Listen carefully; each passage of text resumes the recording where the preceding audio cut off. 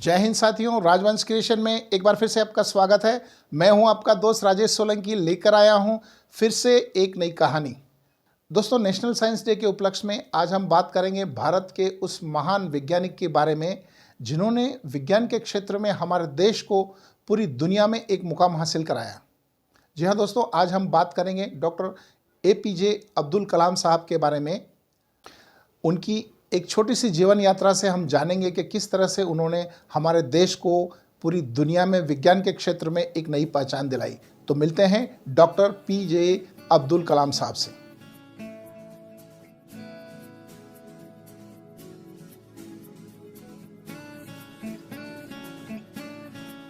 Doctor PJ Abdul Kalam का जन्म एक गरीब तमिल मुस्लिम परिवार में 15 अक्टूबर 1931 को तमिलनाडु के तीर्थ नगरी रामेश्वरम में हुआ।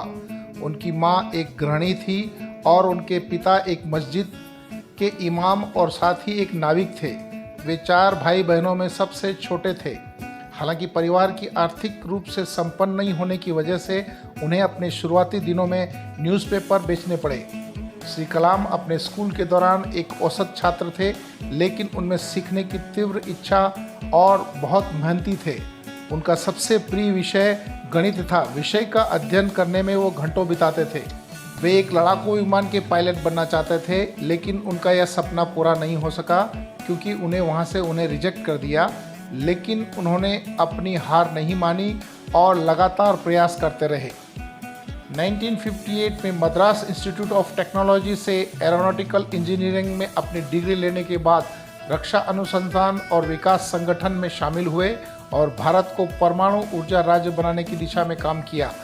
इसके बाद उन्हें इसरो में शामिल किया गया, जहां उन्होंने SLV-3 का निर्देशन किया, जो भारत का पहला स्वदेशी रूप से डिज़ाइन और निर्मित उपग्रह था। वे एक सफल वैज्ञानिक और राजनीतिक थे जिन्होंने भारत के मिसाइल और परमाणु हथियारों कार्यक्रमों के विकास में अग्रणी भूमिका निभाई। उनके इस योगदान के लिए भारत सरकार ने उन्हें कई पुरस्कारों से सम्मानित किया, जिसमें पद्म भूषण, पद्म विभूषण, भारत रत्न, हूवर मेडल और वान ब्राउन पुरस्कार शामिल थे। 1992 से 1997 तक उन्होंने रक्षा मंत्रालय के वैज्ञानिक सलाहकार के रूप में भारत की सेवा की और बाद में कैबिनेट मंत्री के पद के साथ लेकर प्रमुख विज्ञान सलाहकार के रूप में काम किया। 2002 में श्री कलाम को भारत के राष्ट्रपति के रूप में चुना गया। अब्दुल कलाम ने विज्ञान के क्षेत्र में अतुल्य योगदान दिया। अग्नि और पृथ्वी मिसाइलों के निर्माण में मदद की, जिसकी वजह से अब्दुल कलाम को मिसाइल मैन के नाम से जाना जाने लगा। डॉक्टर APJ अब्दुल कलाम की उपलब्धियों के लिए उन्हें भारत रत्न से सम्मानित किया गया। उन्होंने 1998 में भारत के पोखरण 2 परमाणु परीक्षणों में बहुत महत्वपूर्ण भूमिका निभाई। इस परीक्षण के बाद भारत एक परमाणु शक्ति के रूप में संपन्न राज्य बन गया था। वे एक लेखक भी थे। उन्होंने कुछ प्रसिद्ध पुस्तकें भी लिखी। डॉक्टर APJ अब्दुल कलाम एक शिक्षक के रूप में भी जाने जाते थे और वे अक्सर छात्रों और बच्चों के साथ समय बिताते थे। प्रोफेसर, लेखक, वैज्ञानिक। अपने राष्ट्रपति पद की सेवा के बाद उन्होंने वो किया जो उन्हें सबसे ज़्यादा पसंद था, पढ़ना, लिखना और पढ़ाना। एक वैज्ञानिक के रूप में उनकी उपलब्धियों और योगदान के लिए उन्हें भारत के सर्वोच्च नागरिक सम्मान भारत रत्न से सम्मानित किया गया। वे हमेशा अपनी सादगी और अनुशासन के लिए जाने जाते थे। अब्दुल कलाम का काम के प्रति समर्पण और राष्ट्रवादी सोच के लिए हमेशा देश के युवाओं को प्रेरित करते रहेंगे। वे अपने काम में इतना व्यस्त रहते थे कि सुबह जल्दी उठते थे और आधी रात तक काम करते थे। उनके पास कोई संपत्ति नहीं थी। उनके पास लगभग 2500 किताबें, 6 शर्ट, 1 जोड़ी जूते, 1 कलाई घड़ी, 4 पतलून और 3 सूटकेस थे। उन्होंने किताबों के अलावा कभी भी किसी से कोई गिफ्ट नहीं लिया। उन्होंने कभी भी देश के भीतर या बाहर अपने लेक्चर के लिए कोई शुल्क नहीं लिया। वे एक शाकाहारी थे। उन्हें जो भी खाने में दिया जाता था वे खुशी खुशी खा लेते थे। वो एक पवित्र आत्मा थे और विशेष रूप से अपनी सुबह की प्रार्थना करना कभी नहीं भूलते थे। उनके काम के बीच कभी भी धर्म नहीं आया और वह सभी धर्मों का आदर करते थे और सभी धर्म को मानते थे।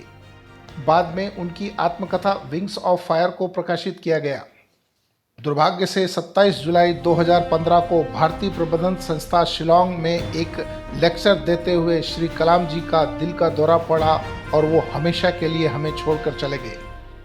उन्हें उनके पैतृक निवास रामेश्वरम में पूरे राजकीय सम्मान के साथ दफनाया गया। उनके अंतिम संस्कार समारोह में राष्ट्रीय स्तर के गणमान्य लोगों के साथ हजारों लोग शामिल हुए। वह अपने विनम्र स्वभाव, सरल और सहज व्यक्तित्व के कारण युवा पीढ़ी और युवा दिमाग से जुड़ने की क्षमता के कारण युवा पीढ़ी के लिए एक आदर्श और प्रेरणा बन गए। उनका हमेशा से एक संदेश लोगों के लिए रहता था कि सादगी, अनुशासन और कड़ी मेहनत से सब कुछ हासिल किया जा सकता है।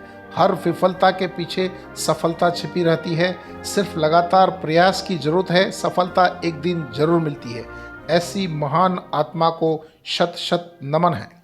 ऐसी महान आत्माओं को दिल से नमन है और सलाम है उनके जज्बे को, जिन्होंने हमारे देश को पूरी दुनिया में एक नया नाम दिलाया। दोस्तों, हम दुआ करते हैं कि कलाम साहब हमारे देश में फिर से जन्में और फिर से हमारे देश का नाम रोशन करें। मैं उम्मीद करता हूं दोस्तों आपको मेरा यह वीडियो पसंद आया होगा। यदि आपको मेरा यह वीडियो पसंद आया हो तो लाइक करें और शेयर करें। आज की कहानी में बस इतना ही। अगली बार फिर से मिलेंगे एक नई कहानी के साथ। तब तक के लिए जय हिंद।